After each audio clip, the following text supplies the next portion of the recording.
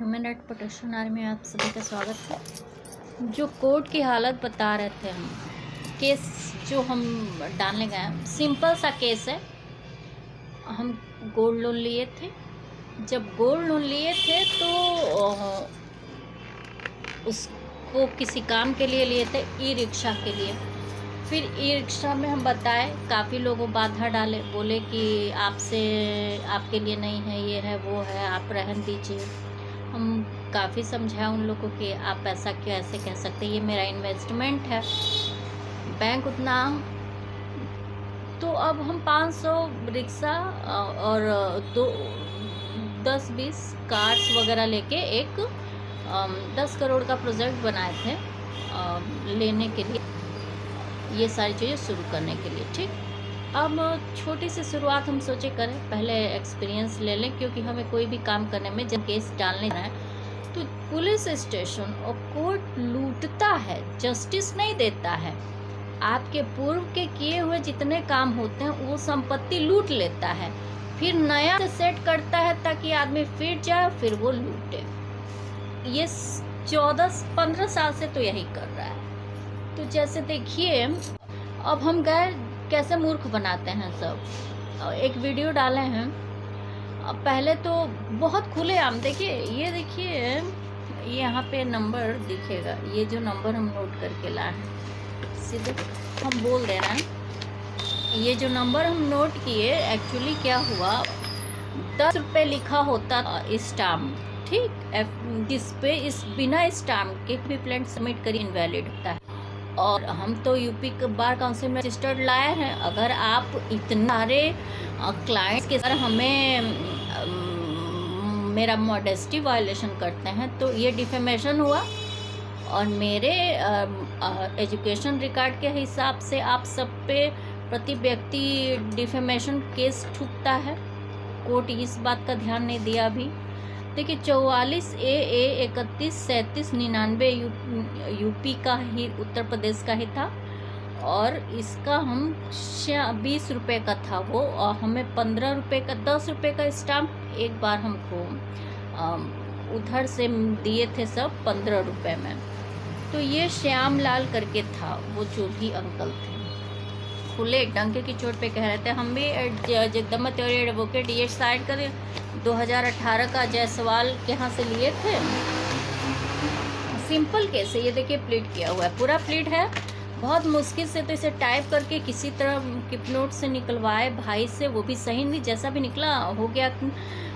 अब एफिडेविट तो इसमें है ही, जब स्टाम्प लग जाएगा तो स्टाम्प के साथ एफिडेविट ऐड किया जाता है, बिना स्टाम्प ड्यूटी दिए नहीं होता है। ये आप सबको बता रहे हैं, यही एग्जैक्ट मैटर है।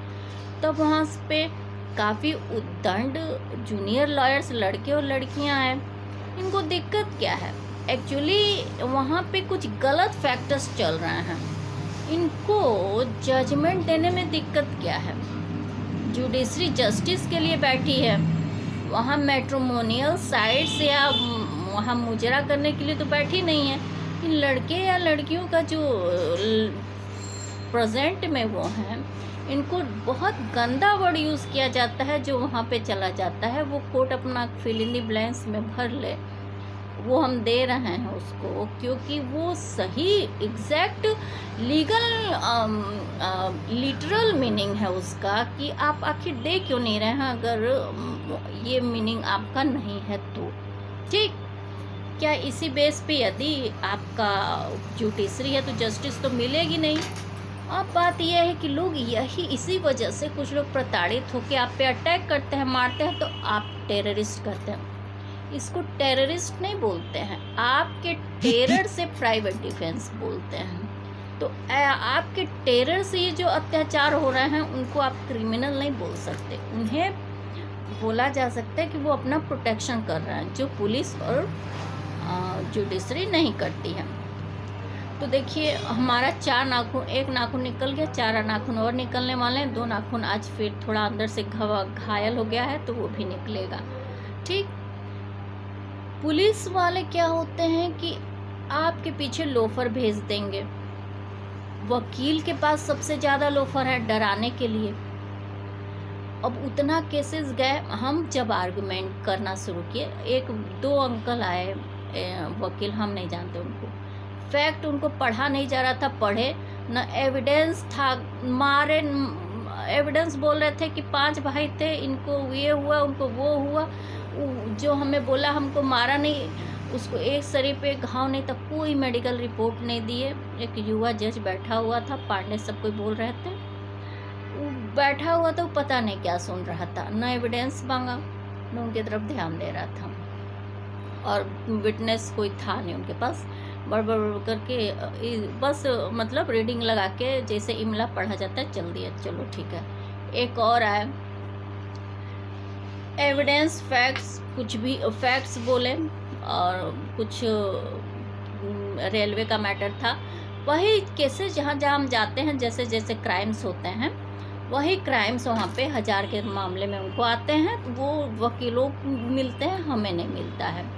मेरे बस यही सब होता है जितनी बार हम जाते हैं, उसके बाद ये लोग पैसा मिल बांट के खाते हैं, और इस वजह से मेरा केस सबमिट नहीं होने देते, हर बार इसी वजह से बुलाते हैं सब।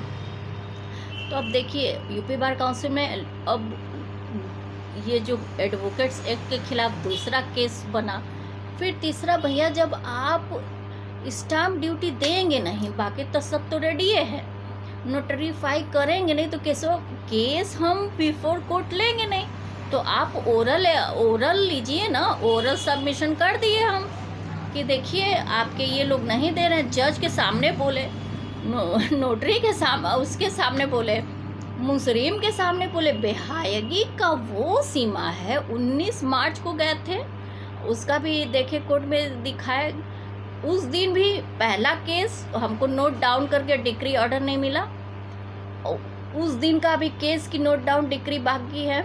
फिर आज गए, आज भी फोर कोर्ट हम खड़े रहे, काफ़ी लोगों के सामने खड़े रहे।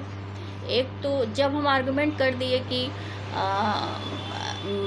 ये सबमिशन ऑफ केस है, आप प्लेंट है, आप लीजिए, आप इसको सुनिए, आपकी हियरिंग करिए, हम बिना उसके स्टाम्प के कैसे ले, ये हम कानून डिफाइन करता है, कई केसेस में डिफाइन है। अब उसके बाद एक राम जेठमलानी आजकल डुप्लीकेट और विटनेस बॉक्स में खड़े, और अगर उस फिर एक जड टाइप का सांवला सा लड़का आया, उनके पास कुछ बात, पैर जहाँ था विटनेस में एक अपना रख के बात करके चल दिया, उनके साथ चल दिए, खा रहे थे लोग बैठ के। तो हम एक वीडियो बनाए, हम बोले कि ये सब जुडिशरी को मजाक बना बैठे हैं। अगर हम कल को पैदल यहाँ से, मान लीजिए हम दुर्गा कुंड, जो ये जो हॉस्पिटल है, इसको भी हम बहुत मुश्किल से कोर्ट से लड़े थे, हमारा तो किडनैप करवा लिए थे सब, तो लेकिन उस समय स्टूडेंट फैक्टर्स मेरे पीछे थे, तो डर था उस समय, थोड़ा नेता टाइप का मैटर था, तो उस समय डर था कि कहीं उड़ा न दिए जाएं सब, क्योंकि यूथ जो स्टूडेंट होते हैं उनसे इनको डर होता है थोड़ा, और ये क्राइम जब करेंगे तो इनके प्रोटेक्शन में उसी टाइप का आंसर भी तो मिलेगा, इस वजह से डर था, इसलिए बच गए, मतलब छोड़ दिए सब। हम बोले भी कि नहीं छोड़ेंगे तो नौकरी तो खा ही जाएंगे, साफ बात है, तो इस वजह से छोड़े सब। बहुत दिक्कत किए थे सब, ये हॉस्पिटल नहीं बचाने दे रहे थे सब, शादी भी इसी टाइप का किए थे सब, जैसे हम कोर्ट जा रहे हैं ना, फिर हमको बेवकूफ़ बना के भेज देना है सब, ठीक शादी भी। चूँकि कम्युनिटी पूरा मिल के, अब इसका रीजन हो सकता है मेरे बड़े भाई साहब हैं, नाम क्या लें, वो सेंट्रल अध्यक्ष भी रह चुके हैं वहाँ के, यूपी बार अध्यक्ष भी रह चुके हैं, उनके राइवल्स भी हो सकते हैं जो हमें तंग कर रहे हैं। लेकिन केस जो है वो काफ़ी गलत हुआ है, क्योंकि जब पता है कि 2-2 केस का अब डिक्री देना पड़ेगा, और 2-2 केस का अलग अलग डिफेमेशन डेट और डे वाइज देना पड़ेगा, तो आप दिए नहीं, ये तो आपकी मनभड़वी है। तो केस ये ही सबमिशन ऑफ प्लीडिंग में, ये चीज़ हम स्टूडेंट्स के लिए और उन लोगों के लिए भी कर रहे हैं।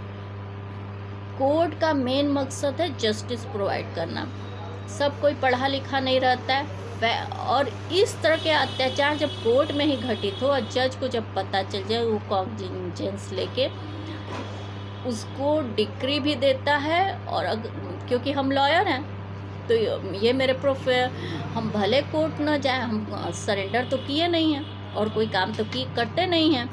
तो 14 सालों से, क्योंकि अब ना हम बिज़नेस में इन्वेस्टमेंट करें, वो भी मेरी अभी कोई कंपनी सेट हुई नहीं है, हम अपने एडॉप्शन के बच्चे के लिए कर रहे हैं। मेरा जो रिकॉर्ड है 15 सालों का, 11 से अब तक का मेरे वकालत का, ये उतने केसेस भी खाए, और जो इसको चोरी कहते हैं, खाए क्या, चोरी कहते हैं, और डिफेम भी किए क्लाइंट्स के सामने और गुंडागर्दी भी कर रहे हैं। विचित्र हालत है। तो एक हम फाइल खरीद लिए और हमको मिला वो नहीं, और हम सोच रहे हैं कि ये 2 केसेस हैं, डिफेमेशन डालेंगे, उसके बाद लीगल इथिक्स के खिलाफ एक दूसरा केस हुआ आज के डेट में, और मोडेस्टी वायलेशन भी कर रहे थे सब। एक तो बदतमीज़ी है ये, ऊपर से आपको कानून की बातें आपको मजाक लग रही हैं, लॉ इस टाइप के फैक्टर्स हैं। तो ये चीज़ भी आज की घटना वो हुई। तो हम वही सोच रहे हैं कि ये 2 डिक्रियाँ, या तो इस आर्गूमेंट से हमें कोर्ट नोट डाउन करके इसका उन लोगों के खिलाफ एक्शन लेते हुए हमें वो दे, मेरा मुआवजा, क्योंकि मैं वहाँ पे इतने क्लाइंट्स होते हैं और ये हमें डिफेम करके हर बार अब तक 150-200 बार ऐसा काम कर चुके होंगे ये सब। मतलब 6 महीना 2014 में। और इनकी प्रॉब्लम सिर्फ इतनी है कि अब क्या बोले, आप केस आर्गूमेंट कर रहे हैं, विटनेस में ना आपके पास डॉक्यूमेंट्री एविडेंस है, ना आपके पास सेक्शंस की जानकारी है किस सेक्शंस में है, ना ही आप पूरे लॉ की जानकारी रखते हैं, ना आपके पास कोई आर्गूमेंट फैक्टर है। दरिद्र बख्तई करके केस को ये साबित करना चाहते हैं आप मेरे से हायर हैं, तो हम आपको एक्सेप्ट करते हैं कि आप हायर हैं। ये जुडिशरी की बदकिस्मती है कि आप हायर के लिए हमको नीचे दिखाने के लिए किसी भी लेवल पे चले जा रहे हैं। ये जुडिशरी की बदकिस्मती है और लीगल समाज की बदकिस्मती है, और कुछ नहीं है। क्योंकि उतने लोग देख रहे हैं कि क्या हो रहा है, चीफ जस्टिस और जुडिशरी अपनी इज्जत इसी तरह धीरे धीरे खो रहा है, पुलिस अपनी इज्जत इसी तरह धीरे धीरे, क्योंकि जो भी उसमें आ रहे हैं वो देख रहे हैं कि ऐसा वो घुस के ऐसा कर सकते हैं, करवा सकते हैं, इसलिए वो हर किसी को नीचे दिखाने की कोशिश कर रहे हैं, और इस वजह से सब कुछ गड़बड़ हो रहा है। 12 मिनट 13 मिनट हो गया। बस हम ये बताना चाह रहे हैं कि जुडिशरी अपनी अहमियत इसी तरह के हरकतों से, इसी तरह के लालची एडवोकेट्स, लालची क्लर्क्स और लालची जज जो हैं उनके वजह से खो रहा है। क्योंकि मेरा तो केस अगर न भी हुआ, हम आते जाते रास्ते पैदल अगर मर भी गए, तो ये मेरा डाई डिक्लेरेशन होगा, तो लोगों को तो फांसी होगी। केवल फांसी इन्हीं वेंडर्स, क्लर्क्स और जजेस को हो सकती है, क्योंकि डायरेक्ट इन्वॉल्वमेंट इनका ही है। पीछे तो जाएगा आदमी, जब देखेगा कौन है वो, तो इंस्टिगेशन अलग मैटर हो जाएगा। तो देखते हैं।